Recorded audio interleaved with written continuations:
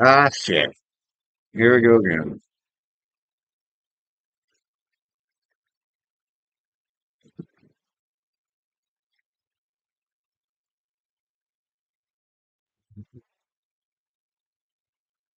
We'll just have to go like this. Oh, it says it's way too loud. All right. That looks a little bit better. How's that?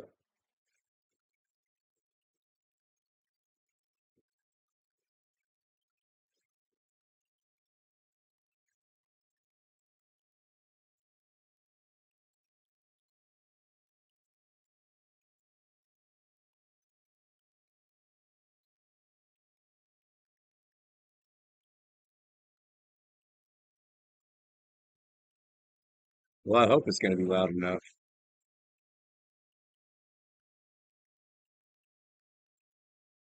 I don't know why this ain't working. Hey, now we are in business. Turn up the audio again. Hold on, we're still low. Bring me back up. Beam me up, Scotty.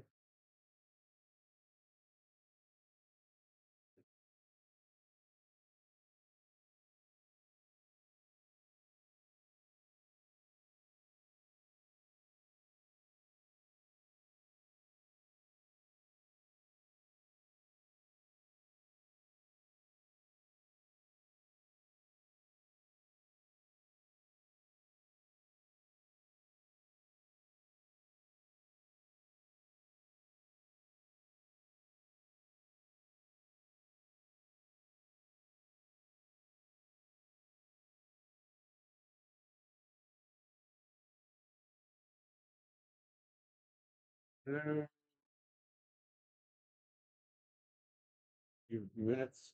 See if people show up. We're ready to get started a little bit. Probably have to make sure y'all can hear it and everything.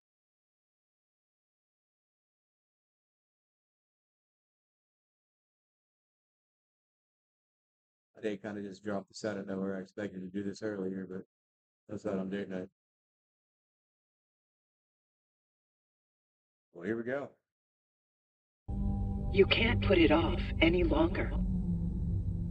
You need to try again. Build another. With the release of Secret of the Mimic, there has been many earth-shattering lore reveals. The Fazbear, two mimics, Afton, potentially Henry being frauds. However, none are as outlandish and, in my opinion, evidence-backed as GodDavid. This theory was built upon the back of another theory called Another David, proposed by Gregory's Army on Twitter a while ago, but the rabbit hole goes so much deeper than anyone could have known. So now it's time to get in. It does go deeper. He says I'm gonna just keep shouting out like a crazy person. It's a CIA experiment. Into GodDavid slash Another David times 2. If you've thought my previous theories were controversial, just wait till you hear this one. Now, I want to start off by crediting T-Dreads for this theory. He's the mastermind behind the general theory, and I'm here to provide similar and supporting evidence for it as well. However, if you want to hear it from the mouth of the creator himself, go check out T-Dread's video on it. I'll link it in the description below. We already did that together. Shut up.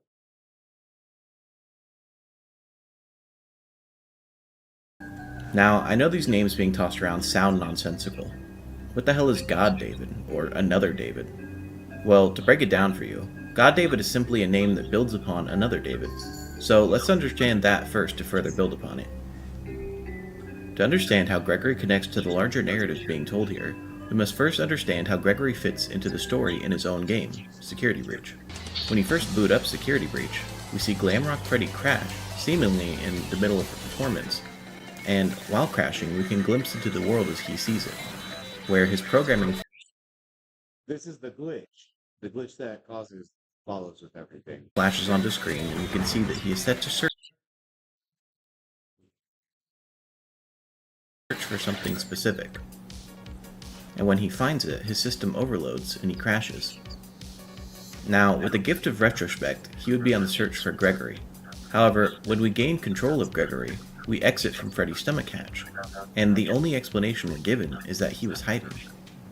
Before we learn this, however, Freddy scans Gregory and states that he is not within the guest profile list, and then Gregory seemingly briefly struggles to remember his name before telling it to Freddy. I'm Gregory.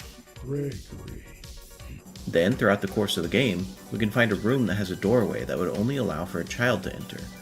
And within it, it allows you to play several therapy tapes from two individuals, one being Vanessa, and the other a mysterious Patient 46. Keep in mind, there are only two human characters in the entire game, being Vanessa and Gregory, at this point in time, since the entire Pizzaplex staff has been replaced with robots. Within these tapes, we can clearly tell who was talking and what is being conveyed for Vanessa, since she responds and is name dropped. However, Patient 46 is left mysteriously mute and unnamed, setting up the idea that figuring out who this patient is would be an intentional puzzle left for the player to understand a deeper connection to the lore of the games. With that in mind, since there are only two human characters in this game, we can safely assume, based on the door being child-sized, plus the fact that Patient 46 also seems to be a child based on the way the therapist talked to them, that this patient is indeed Gregory. This idea was later built upon and borderline confirmed in the story GGY in Tales from the Pizzaplex, so we can take a look at the characterization of Gregory, our player, to help solve the greater story and lore being told to us. Now, I want to immediately point out, Gregory being Patient 46 is something that should be immediately alarming, as the therapists are directly stated to be company mandated for Vanessa, and if Gregory was also seeing these same therapists, it would imply that he should be familiar with the Pizzaplex. However, if you recall, Freddy directly states that Gregory is not within the guest profile list. So, with the idea that not everything is as it should seem with Gregory, let's break down all the information we hear about Gregory within the therapy tapes. Good morning. Isn't it a pretty day? No? What's the matter? Oh, right. Too bright. I'll pull the shades. Better? When the shade's pulled, it feels like we're in a cubbyhole or a cave? Yeah? Gregory doesn't seem to like when it's bright, and prefers to be in spaces that remind him of a cubbyhole or a cave. So you're not talking to me again today? This isn't all that productive, you know.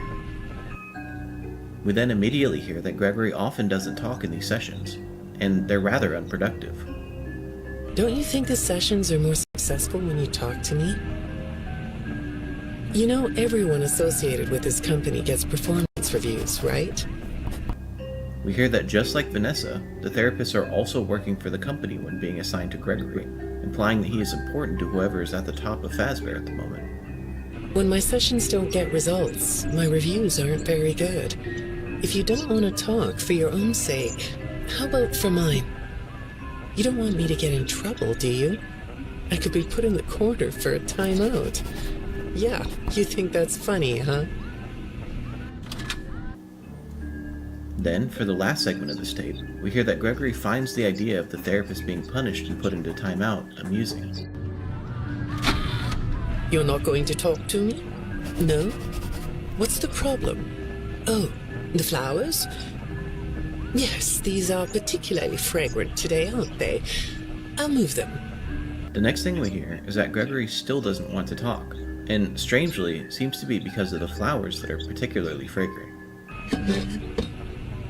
There. Now, let's see. It's because of quantum agony. Flowers store light. Mimics charged with dark.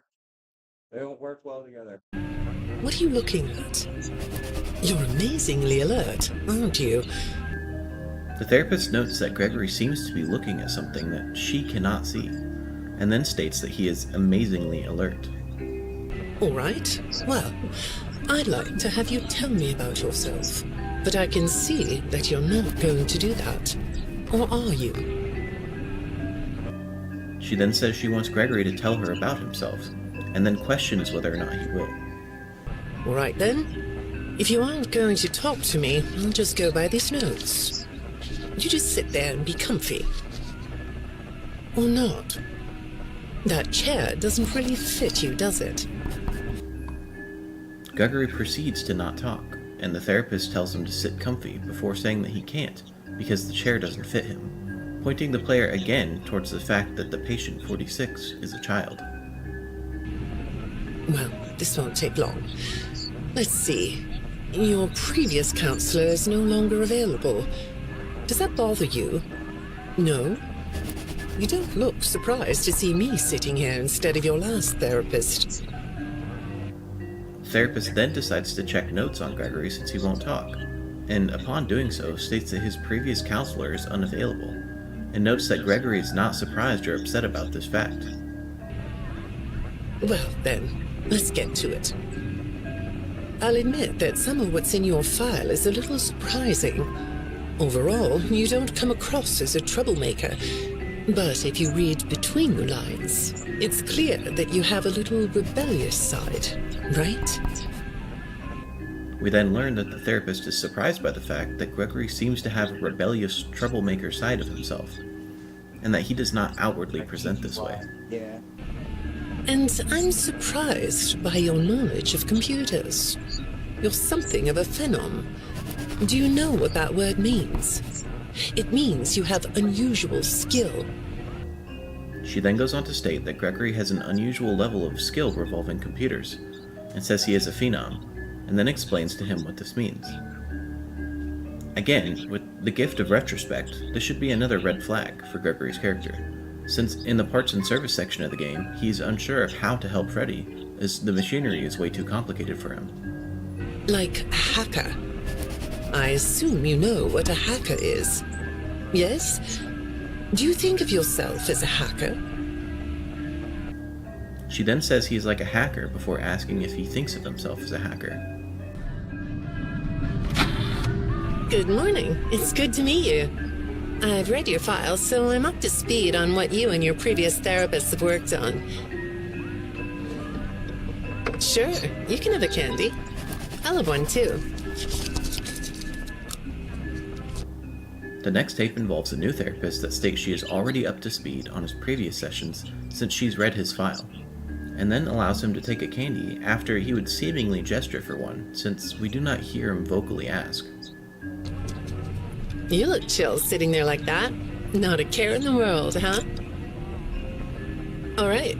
Well, I'd like to start by talking about your parents. What happened to them and you? It was tragic.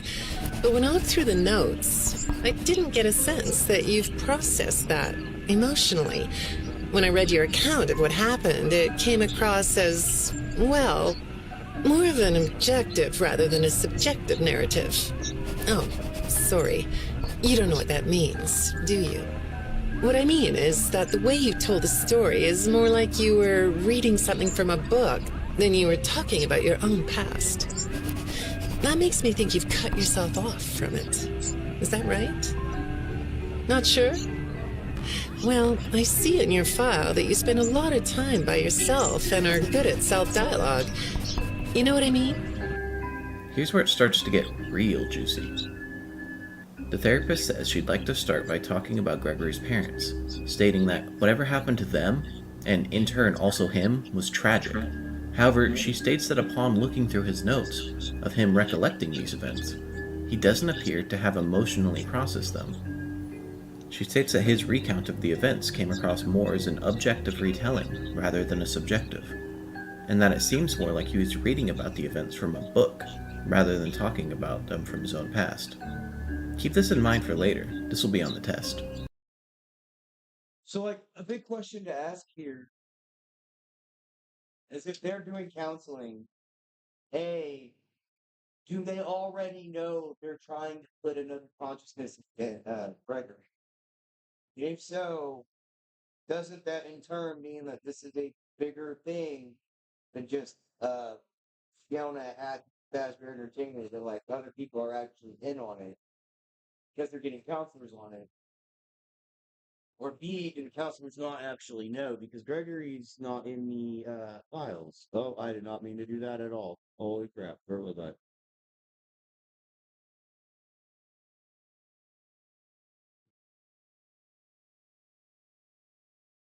Hello, guys.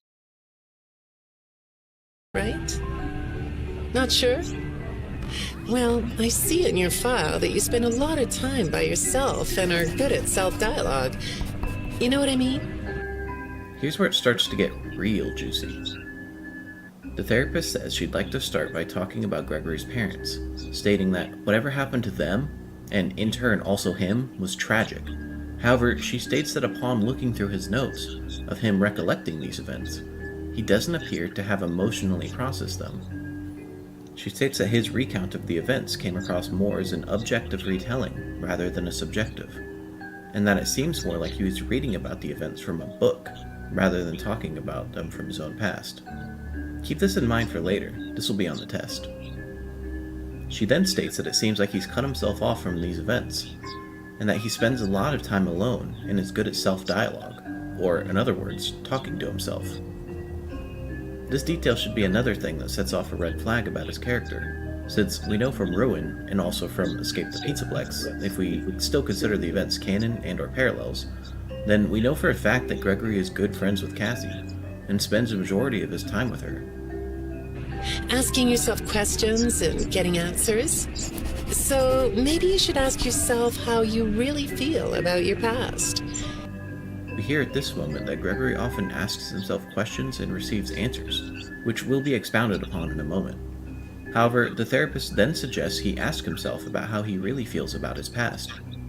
Maybe you should give yourself a chance to really look at what happened and let yourself be upset about it, so you can let it go.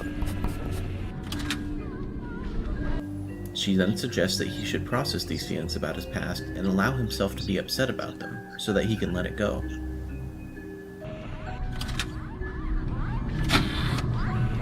Have you thought more about what we talked about? It is seeming like they actually know because it's kind of like they're trying to guide him to process it. Like processing it is going to work his memory, like work the memory of David in better. I mean, that's how I see it at least. Hello, Liam. Welcome to the chat. In our last session, you told me you were sad and scared about what happened to you. We then hear that the therapist says that in the last session, Gregory actually did talk, and said he was sad and scared about what happened. However, Gregory's voice and this section of the previous session is hidden from the player, again presumably to keep the mystery about who Patient 46 is, and why these discrepancies with his character are important to the story of Security Breach. I suggested you write down exactly what made you so sad and scared. Did you do that?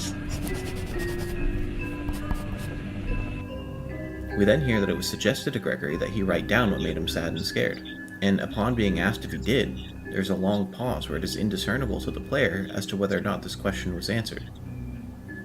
This leads me to believe that the answer to this question is something we are meant to solve, and so in the future we should be extra thorough when analyzing things written down throughout the Pizzaplex to see if they could possibly tell the story of what made Gregory so sad and scared. You know, I work with people of all ages, from little kids to the very elderly, and everyone reacts to tragedy differently. Tragedy always leads to a feeling of loss. It's a hole that feels funny, right? The therapist then tells Gregory that she works with people of all ages, and that tragedy always leads to feeling of loss, which she then describes as a hole that feels funny. This type of language is purposefully infantilizing, which is again another hint toward the player that Patient 46 is indeed a child. Yeah, so if you could process those feelings, how do you think it would affect your fantasies? Would you keep them in the way they are? We then hear the therapist question Gregory about whether or not he believes that if he processes these feelings of loss, if they would affect his fantasies, which up to this point we've heard nothing about. So we should keep them in mind to see if we can gather more insight on what these fantasies are in future sessions. When I'm getting to know a new client, I like to start by finding out directly from them what they like to do. How do you spend all the time you have? Nothing. Well, how do you feel about sports? You like sports? Yeah? No? Oh, I get it. You like to watch them, but not play them. You like being inside, don't you? I get that. Lots of weird stuff outdoors, isn't there? He doesn't like sports because they all have balls, and balls are the way David died.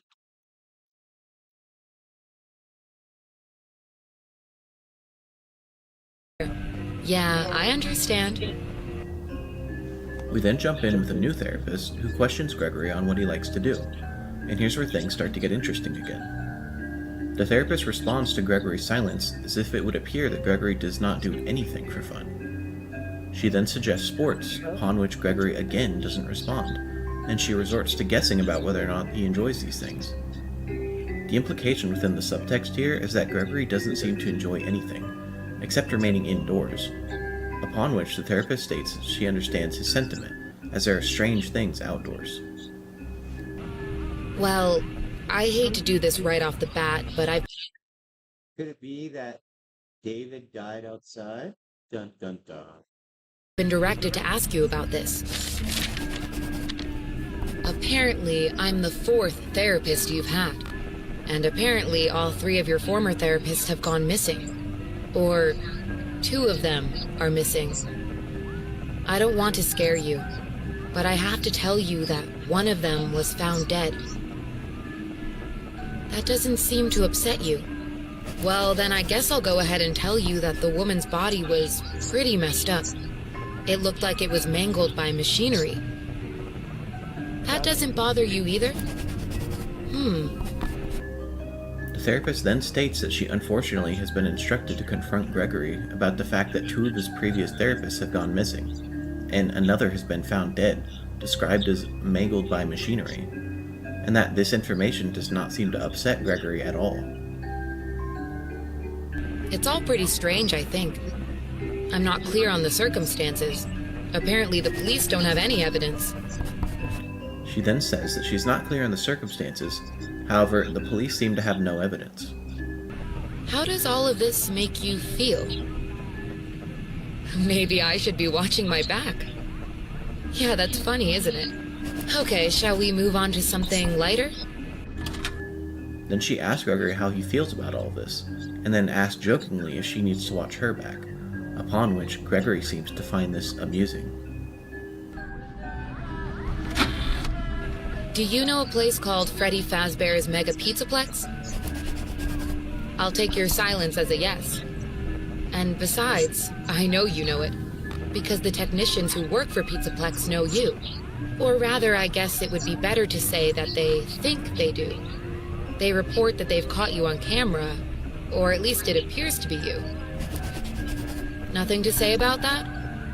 Well, the techs are convinced that you've hacked into their system many times. The next tape then reveals that the therapy sessions that we've been listening to have not been taking place at the Pizzaplex, as the therapist asks if he knows about the Pizzaplex before stating that she knows that he does, since the technicians have caught him on camera, and that they are convinced that Gregory has hacked into their systems many times. Although, I'll admit I don't see any proof here. Seems like they have more of a gut feeling than fact. But apparently, the hacks are causing all kinds of problems. You get a kick out of that? The idea of techs running around like chickens with their heads cut off? Yeah, that's a funny image, isn't it? We then hear that despite the technician's suspicions, there is no evidence of Gregory doing this. However, the hacks are causing all kinds of problems, and Gregory seems to find this really amusing. But seriously, I have to say that I think it's weird that you'd spend so much time in such a busy, social place. The symbolic imagery representing the imminent death of David was About the implication within the subtext here is and that this information does not seem to upset Gregory. they report that they've caught you on camera. Problems, and Gregory is unsure if Charlie can hear him. And yet, we see in Ultimate Custom Night, Charlie says, "I am very aware," directly showing that the information being questioned is still relevant information for the player, as exposition, even if in-universe the character conveying this information is not 100% certain on it. We also hear her specifically mention Being aware is also part of Focus 12 of Operation Gateway. You know, call me crazy. Welcome to my viewer, whoever is watching. Doesn't seem like he either Hope has you're having a good friends time. or simply just doesn't like to spend Probably time with cutting them, soon. which again is a red flag since we know that Gregory and Cassie were seemingly close. Is it the electronics you like? I saw in your file that you have developed software programs that talk to you in repeat phrases, right? The program asks you questions and prompts you for responses. It's kind of like your own self-therapy, isn't it? Another way of talking to yourself to work things out, right? When I saw some of your recent encrypted conversations, This is just like in FNAF 4 with Plush. Plush would talk, Frank tried to talk back. They're sending that audio frequency back. The flesh is sending in the frequencies to make the brain align with the frequency following response. logs. That's what I thought I was looking at. It felt like I was watching someone go back and forth in their own head. But the text found something that's different than that. When I read what they found, at first, I thought I was looking at more examples of you just talking with yourself. Then I realized it was different. The therapist then asks if it's because of the electronics Gregory likes, which she goes on to say that within his file, he has developed a software that will talk to him in repeat phrases, asking him questions and prompting responses, almost as if a seeming self-therapy. She then goes on to state that his recent encrypted conversation logs were not this program Gregory seemingly developed. This detail is seemingly so important, the therapist states the same information 3 different times, with slightly different wording for some strange reason. When I study this, it sounds like there is someone else responding to you. Who is it? Upon studying the logs, it apparently sounds as if someone else is responding, which is called out as being unusual, so we can assume that whatever program Gregory was using before was using his own voice to communicate and ask questions. The therapist then asks who he was talking to, upon which the tape ends abruptly. I saw some ink blot test results in your file. We hear the next tape with a new therapist asking Gregory about some previous inkblot tests, again indicating that even with as much context as we're receiving, there's more sessions we're not privy to. The same test that the CIA used, I guess a lot of use them, but they're also used by the CIA. You know. I like ink blot tests. You want to do one? Yes? Okay. How about this one? What do you see? What? You want to hold it? Okay.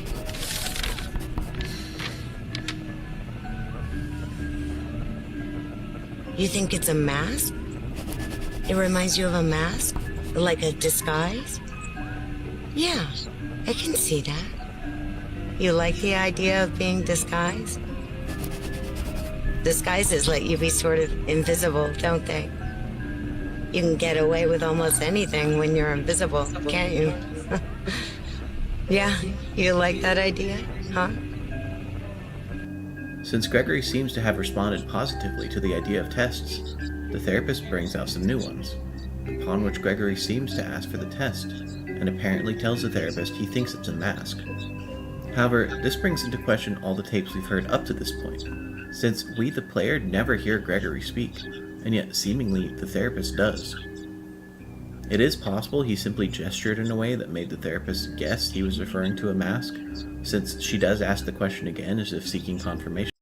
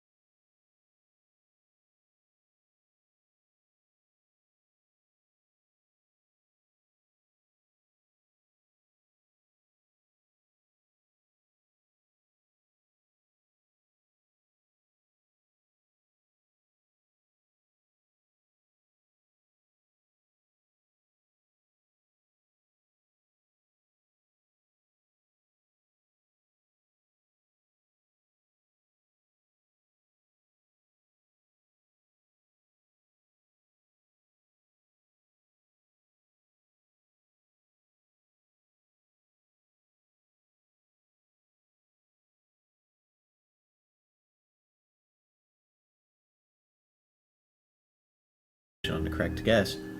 However, the idea of the patient's voice being hidden to the player for so long, despite seeming to clearly indicate that the patient is indeed responding in some way, draws attention to the lack of the patient's voice, which is a direct narrative juxtaposition to Gregory responding to himself within his own therapy sessions, that he seemingly set up with a program made to mimic himself.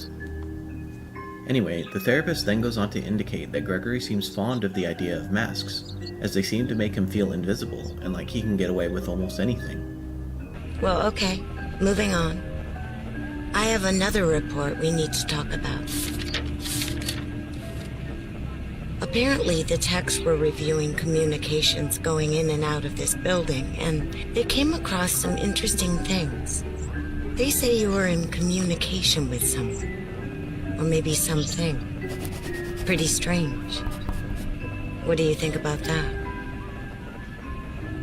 Nothing?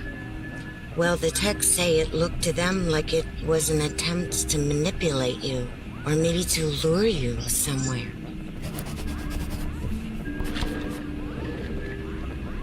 There, that's better. On this side of the desk, I can see your eyes.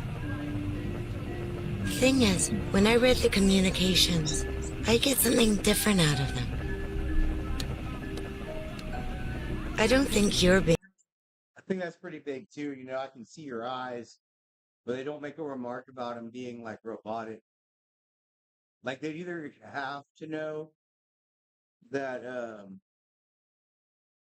if Gregbot was a thing, they would either have to know he's a robot or he's a human being. being manipulated here. I think you're the one doing the manipulating. The therapist then states that the tech seemed to think that Gregory was in communication with someone, or something, indicating that whatever he was talking to seems human but also not, which rules out the idea of it just being Vanessa. However, it doesn't rule out the possibility of Vanny.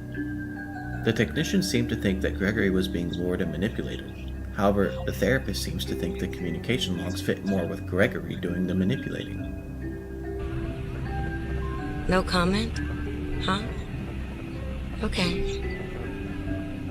Then how about this? I have this still shot the techs pulled from the security footage that recorded you in the Pizzaplex. That's you, isn't it? I know this image is distorted, but I think it looked... Here's a good question. Being caught in the Pizzaplex implies that he's originally not supposed to be. Where is patient 46 supposed to be at if these therapists are coming through for Fazbear Entertainment that the records are all throughout security to make Pizzaplex? like you. And you're not alone here. You're talking to someone. Or something. It's hard to tell. What are those things? They almost look like rabbit ears. What? You find that amusing? Well, I guess it is. Gregory refuses to comment on this idea, and the therapist then swaps the focus to a still shot from security footage of Gregory in the Pizzaplex, talking to what is again described as someone or something, again drawing focus to the idea that Gregory is very likely not talking to a human. However, the therapist states that it is hard to tell since the footage is distorted, and she then goes on to state that whatever is there appears to have rabbit ears, and Gregory then seems to find this very amusing. I got another message from the techs at the Pizzaplex. I'm afraid it's about you again. The techs have been struggling to fix some serious glitches with the robots. I'm not sure what exactly is wrong, except that it's making the robots more eerie than entertaining. You like that? Eerie instead of entertaining? Thanks, but it's really not that funny. Apparently, the glitch extended beyond the robots. It went system-wide. It began infecting all the machines, and when the techs traced the glitch back to its origin, it led them to you. The therapist then receives more messages from techs at the Pizzaplex, upon which we learn that the glitches within the system have only been worsening.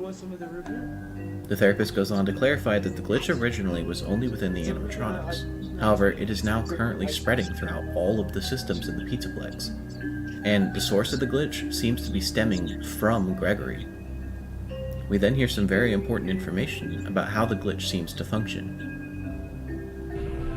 I'm not going to pretend to understand everything I'm reading here, but what I get is that the system-wide glitch was like a cascade that was broadcasting a very dangerous message. While the techs were trying to reprogram the system That was a very important word right there. Cascade. to remove the glitch, the source of the glitch shifted. You'll have to excuse me, I'm not all that familiar with computer programming, so I might get this wrong, but what I understand is that the glitch stopped being a glitch and turned into an intentional set of subroutines that were aimed at creating the same thing the glitch created. Those subroutines seem to have come from you. Can you explain that? Listen, I'm on your side here. Our sessions are just between you and me. The techs can't prove what they think, so you're not in trouble. I just thought you could tell me what you're trying to do. Maybe if we could get to the bottom of that, it could help you. What do you think? The glitch seems to be a cascade that seemed to be broadcasting a very dangerous message. Upon trying to reprogram the message, the glitch changed from being something unintentional within the system to a purposeful set of subroutines, which are now attempting to recreate the same thing the glitch itself initially created. And these subroutines seem to have somehow come from Gregory. The therapist then says she's on Gregory's side, and that she's simply trying to understand what Gregory is trying to do. Still not talking? Alright. Well then let's do this. Why don't we talk about the research I did in your past, shall we? Some therapists think they should only focus on information they get from their clients, but some therapists, like me, think it's helpful to find out about clients from other sources. Wanna guess what I found out when I looked into the tragedy of your past? All that stuff about your parents? You aren't even gonna look at me? Fine. You can look at the floor all you want. But it won't change the fact that none of what you said in your file about your parents was true. The truth is, you had great parents, a great childhood. Why did you lie? Look at me. Tell me why you lied.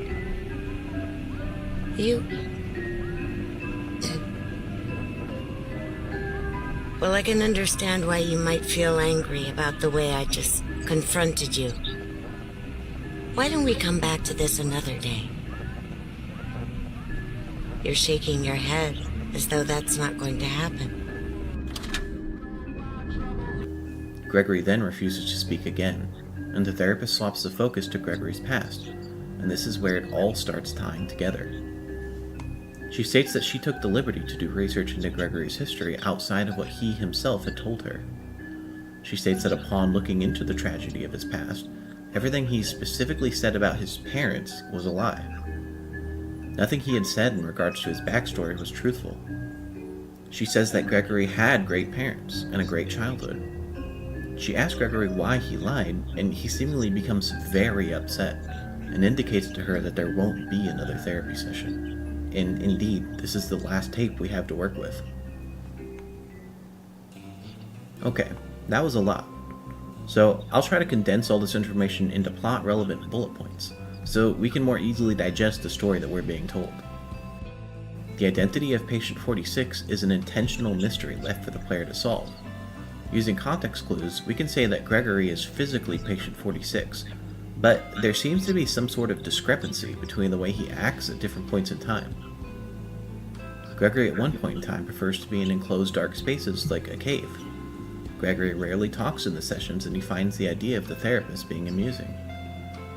He seems to see things that other people cannot, and he is not fazed by the idea of his previous therapist being missing or dead. Gregory has a mischievous troublemaker side that he does not outwardly present as, and he is unusually skilled with machines and computers. He's a hacker on top of this. He has a very tragic past revolving his parents. However, his recollection of his past is objective and emotionless. He prefers to be alone. He often talks to himself. He claims that he was sad and scared about what happened in his past, and he potentially wrote down information about his past throughout the Pizzaplex. He seemingly has fantasies we aren't privy to. He has no hobbies, and he doesn't enjoy anything. He is not upset upon learning that 2 of his therapists are missing, and 1 has been mangled by machinery. Gregory finds the idea of the therapist being afraid of him amusing, and he has been seen sneaking around the Pizzaplex, and is suspected of hacking into the systems. He then finds the idea of the animatronics acting unusual, and there's a notable discrepancy in Gregory's actions, him preferring to be alone, but now spending time at the busy Pizzaplex. He appears to have no friends, which we know is false because of Cassie. He seemingly developed a mimic program, or at least is using an existing one. The software asks questions and elicits responses from Gregory in his own voice. The voice has changed to someone else as of the time of the tapes.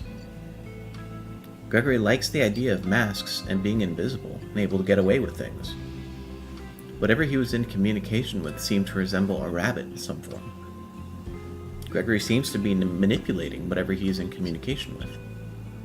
The camera footage distorts when this entity is present, and the glitches within the Pizzaplex have worsened and are now spreading throughout everything in the premises, not just the animatronics. The glitch has its origins within Gregory. The glitch was initially broadcasting some message that was deemed dangerous. The glitch changed to an intentional set of subroutines upon attempting to be corrected. The subroutine is set to create the same thing the glitch initially did, and the subroutines also come from Gregory the same way the glitch initially did. Gregory refuses to cooperate even when the therapist states she's trying to help him. Outside resources indicate that the past Gregory spoke of was a lie, and everything he said about his parents specifically was called out as being incorrect. He had great parents and a great childhood. Gregory becomes very upset upon being confronted about his lie. So, what does this all mean? Well, we know that Vanessa is someone who is also in communication with some form of rabbit that seems to create discrepancies in her character, and with her being the only other character to have therapy tapes about, as well as just being the only other human character in general, we can assume that the similarities between them are narrative parallels. So we can interpret information from one to connect and fill in blanks with the other. This means that both Vanessa and Gregory are being controlled by Glitchtrap before the events of Security Breach, and the gameplay happens as the aftermath of Gregory and Glamrock Freddy breaking free from his control. I know, big whoop. This is not new information. This is something well established by now. So why is this relevant? Well, we can take a look at the outline of storytelling Secret of the Mimic has laid out for us to determine that not everything is initially as it seems. I'm looking at you Tales games. And that some story points are impossible to determine until we receive later context for them.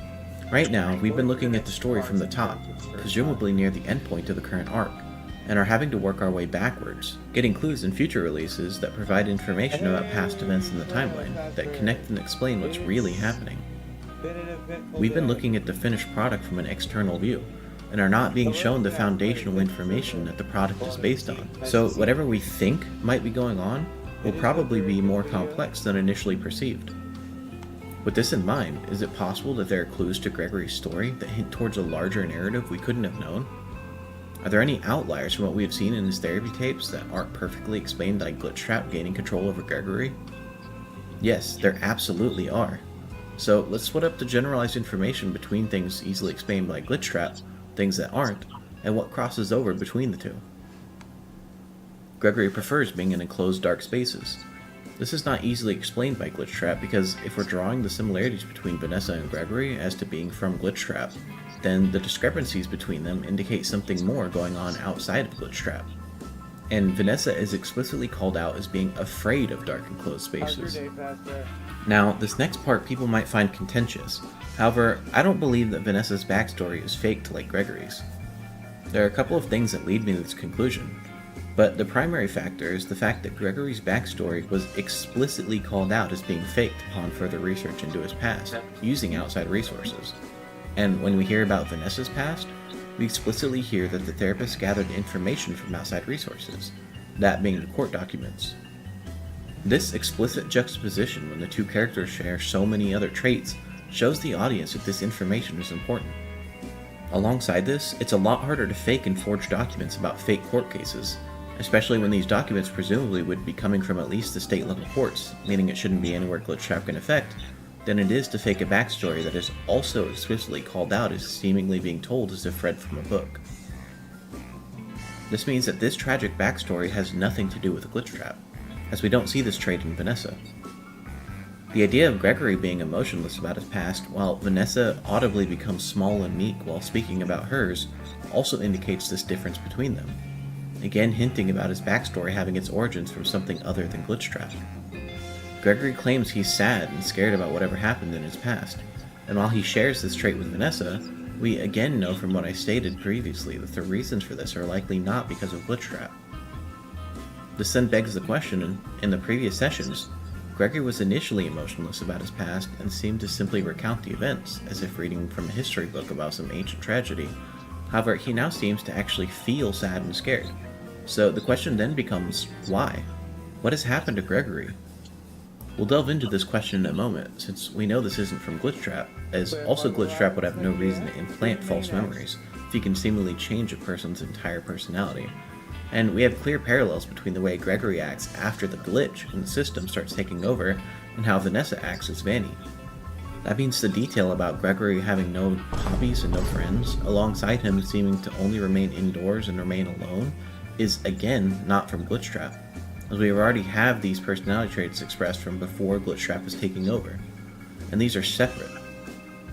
Another strange detail mentioned is the fact that Gregory was using a program that seemed to use his own voice to ask himself questions, presumably about his past, since the therapist refers to it as a form of self-therapy, and this voice at some point changed from his own voice to someone else's. We can also see that these changes happen around the same time as the aforementioned glitch that was taking over. Since the glitch is heavily correlated to Glitchtrap, that means that this program that mimics his voice is different from Glitchtrap, which is the other voice that suddenly replaces this role in his program. Another strange thing is that Gregory's parents, specifically, were called out when being addressed about his lie, and that he actually had great parents and a great childhood. So what does this all mean? Why would Gregory have details about his past that are still inconsistent with reality, but are unrelated to Glitchtrap? Well, remember how I said that Steelwool seems to tell incomplete stories that are built upon later on? This is one of those cases, and I believe that using what we know of Secret of the Mimic, we can determine what is happening here. The entirety of the plot of Secret of the Mimic revolves around Edwin, Fiona, and David Murray. By now I'm certain all of you know this, so what can we look into for this game that might help us solve what's happening with Gregory? After all, to see the future, sometimes you need to understand the past. So throughout the game, we see things that have a striking resemblance to some of the oddities we see with Gregory, and they all revolve around David Murray. We know that Gregory has a strong connection to Sun and Moon, since the game Balloon World is presumably where it's heavily suspected that Gregory was mind-controlled in the first place, mirroring Princess Quest with Vanessa.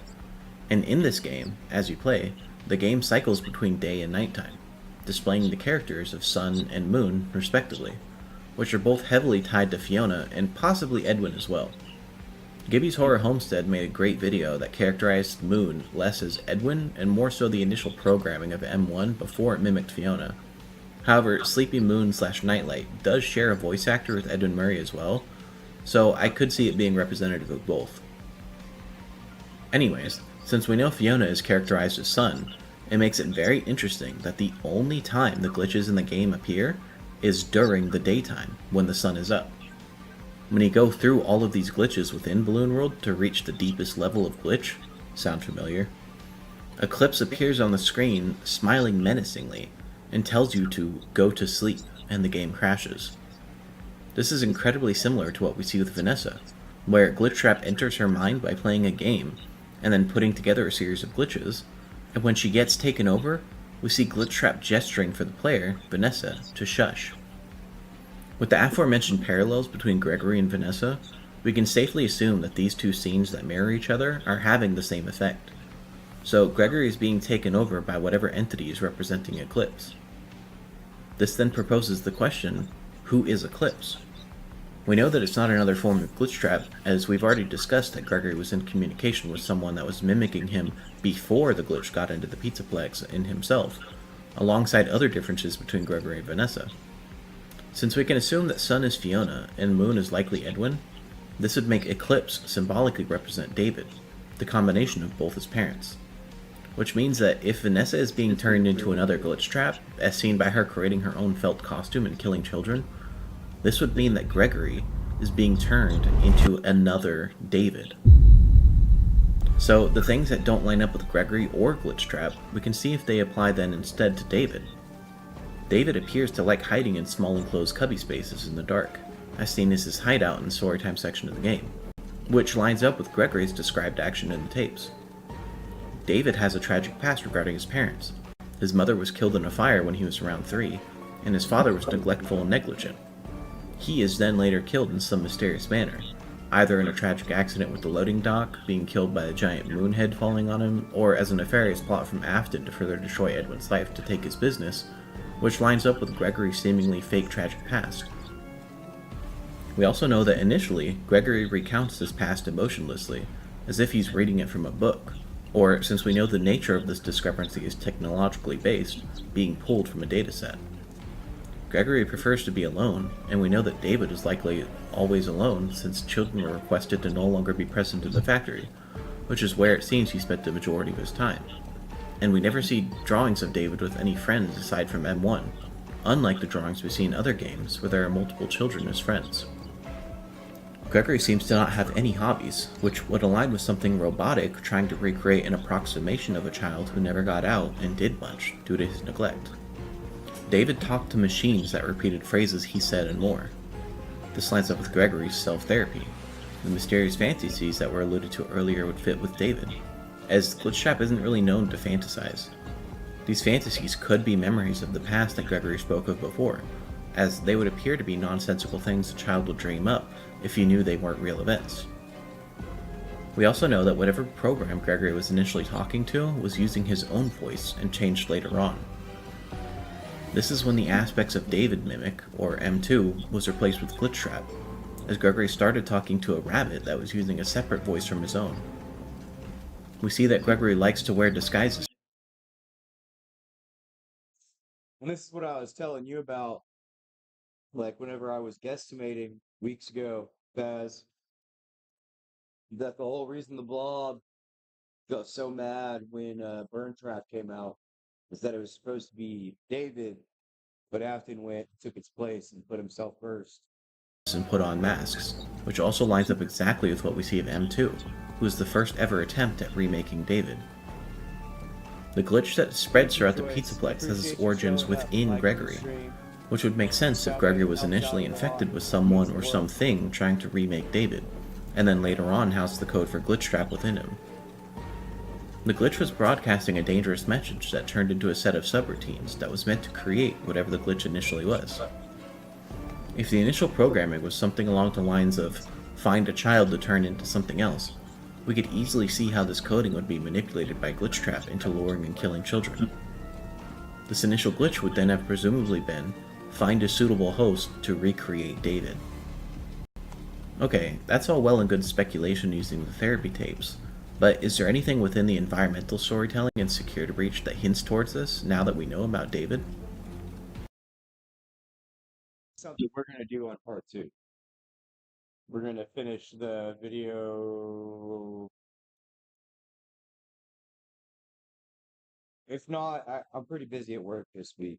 I was pretty busy last week, too. I don't know why we've been so crazy. If I don't get to it by the weekend, which I'm going to try, it'll for sure be Sunday or Monday. Hopefully Sunday. Just depends on what I got on the plate. I really do like the video. Good work, Paz. You're still here. Joyce, thank you for joining and subbing and liking. I hope you do like FNAF because I got my own theories and stuff going on. Had I known that it was going to be an hour and a half, I probably wouldn't have started it tonight and would have done it in like one whole setting. But I already said I was going to start it after like me and my wife went on our date. We decided to make our date longer. So I just wanted to cover up some of it. Um,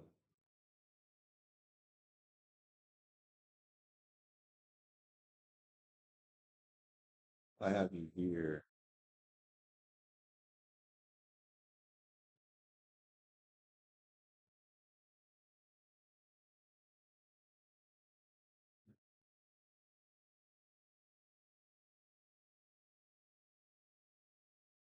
So like,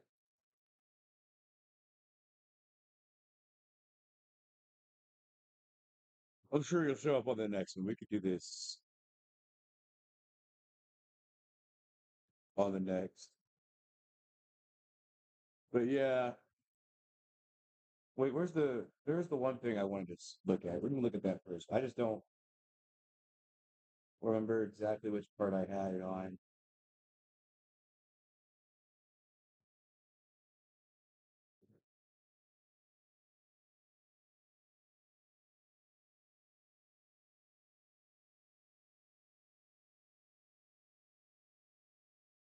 Yeah,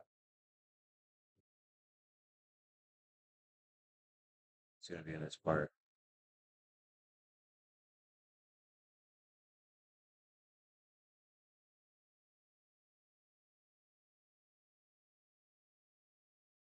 Ah, where's it at? I'm looking for just like a specific part real quick.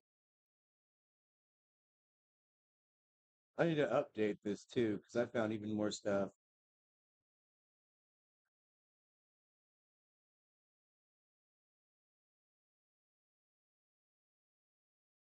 right here. So whenever we're talking about Operation Gateway, they do something called frequency following response, and it's to use audio patterns matched by like sounds like waves on a beach or running through the trees, which we get in both Didophobia and the FNAF movie. Mike listens to wind through trees. Rory, he hears it from the speaker. But that frequency, right? Like quantum agony, it moves in frequencies because that's how like the waves of light, whenever they're created, that's called a frequency. Light moves in frequencies. So each wave is another frequency that occurs. With audio, I don't know because the speed of light is insanely faster than the speed of sound. Trying to figure out how like the audio part works, or maybe it's just limited to the speed of sound because it's through audio. But even then, the frequency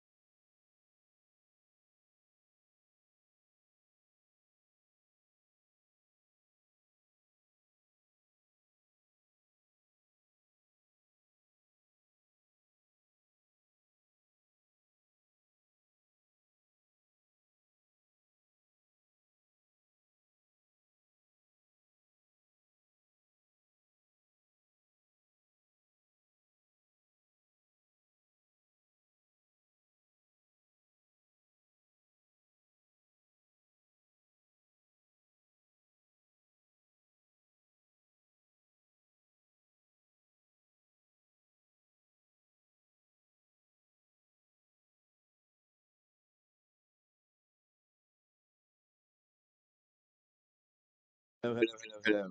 God, David. God, David.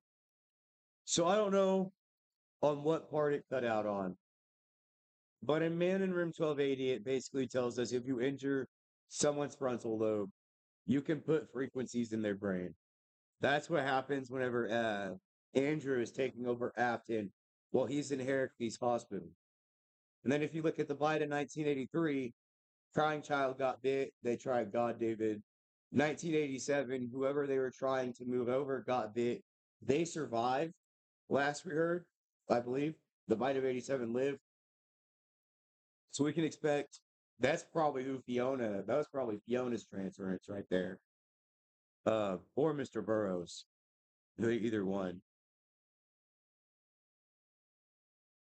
But it's very, all this stuff is in the CIA documents, man. Like,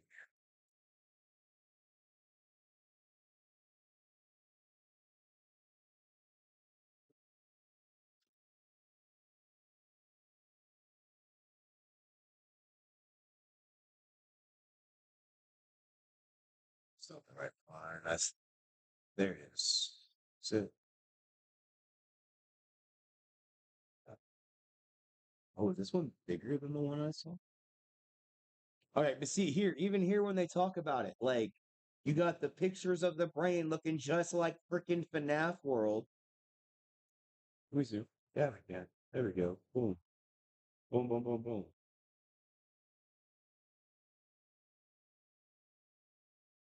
You got the stimulus loop right up here in the front.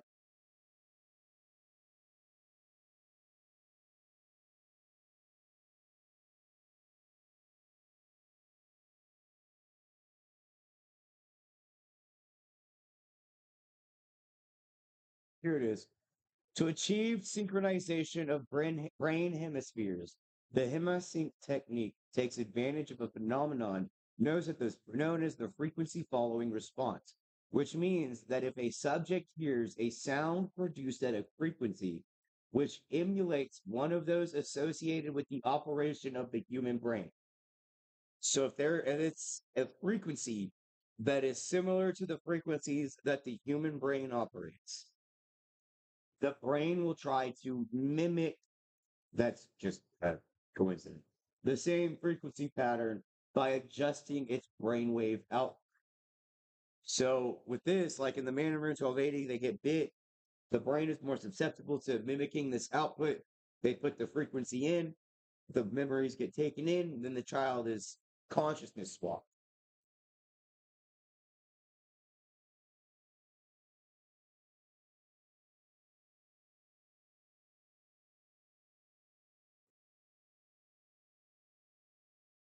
And again, like this is back to the deep relaxation, back to dream theory. Since the theta level is associated with sleep, the subject concerned may progress from a fully awake to a sleep state, provided that he does not consciously resist, which is what Mike Afton is doing in the movies.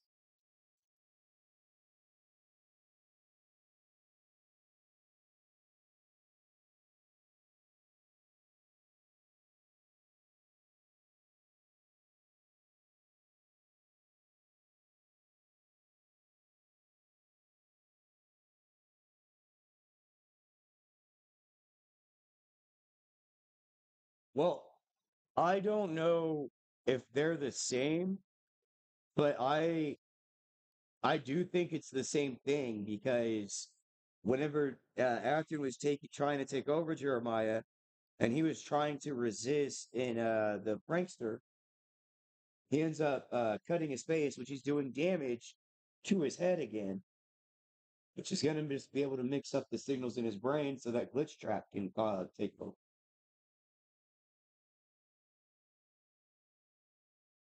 I was actually trying to look for the real what.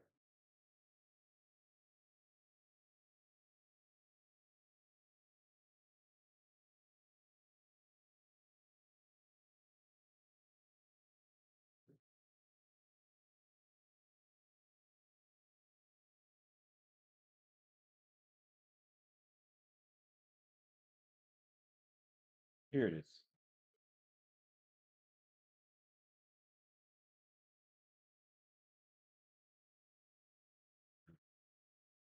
I'm just gonna finish this off with this.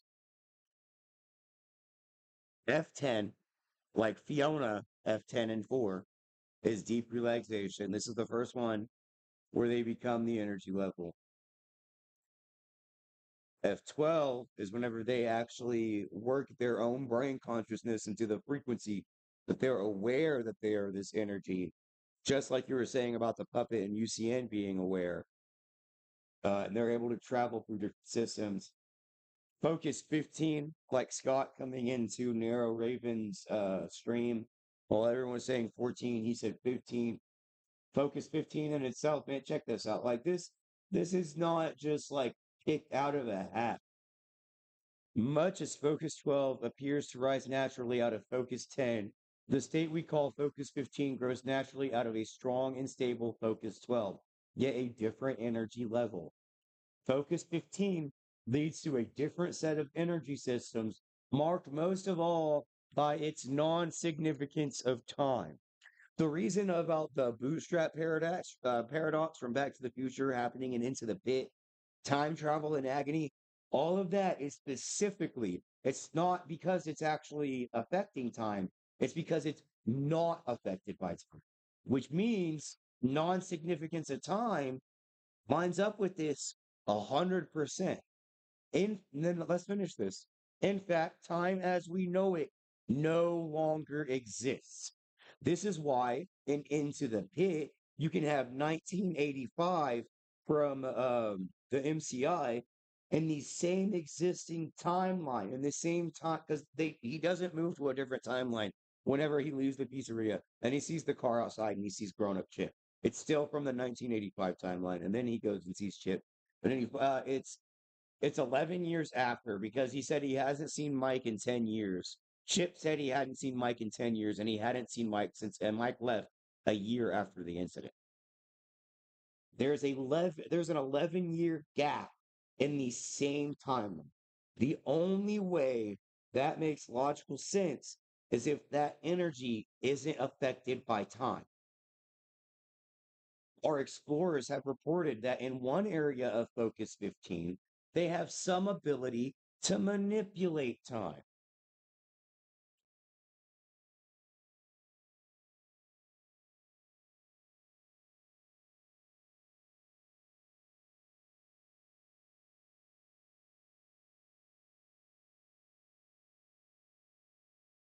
Yeah, that's pretty close to what I'm saying, FNAF player. I think it's the same because they do the same thing to try to make it happen. Like they're trying to reach the similar goal, and that's to transfer consciousness. In the German Help Wanted, it's glitch trap taking over, and then in the MCI Jeremy, the Bite of 87, whoever you believe it is, it's I would think it'd be another GodDavid attempt, but from what I heard, that person survived. So why are they still trying to do GodDavid? That doesn't make sense to me. I know I said I was gonna stop, but there was just like one more nail in the coffin.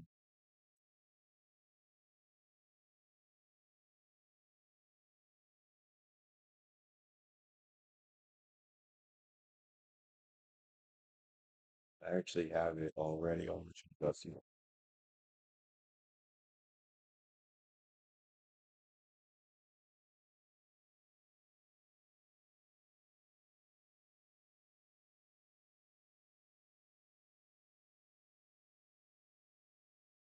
Okay, so if we look here, this is one of the potential scripts for the FNAF 2 movie.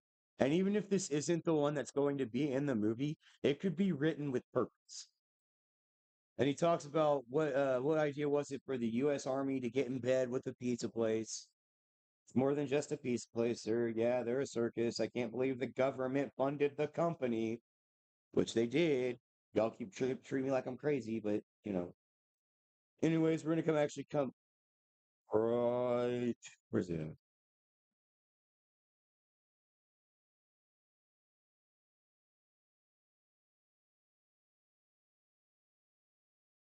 Here we are.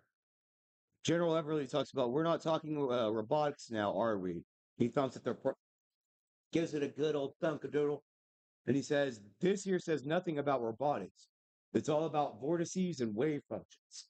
What this is telling us something very, very, very, very specific. Vortex could mean two different things. One, it's either going to be a point on a graph, or it's going to be like a swirling thing, like a whirlpool is a water vortex. In this case, because we have the context of a wave function, which is to find something out about the status of a particle of energy, this vortices, we can assume and use an educated guess, is not being talked about the vortex on a graph. And since we're talking about a vortex and wave functions, which means we're looking for the energy of a vortex, there is one very special one.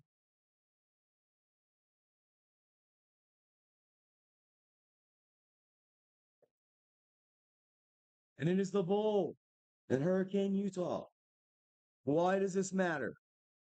Oh, well, no, I wanted the map. I wanted it's a map, it's a map, it's a map, it's a map. Go away.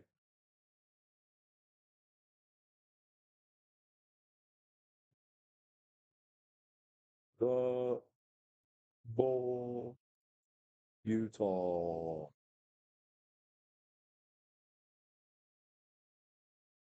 Bull, the vortex, hurricane. It's 21 minutes away from Hurricane, Utah. Right. And then, as he just saw in his stream the other day, yes, Cedar City, Utah.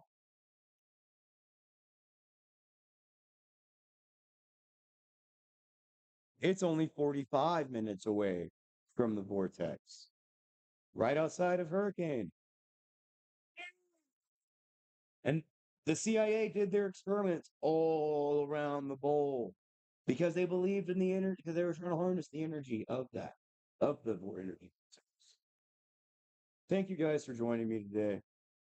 I hope you learned something. I hope you liked Fazbear's video.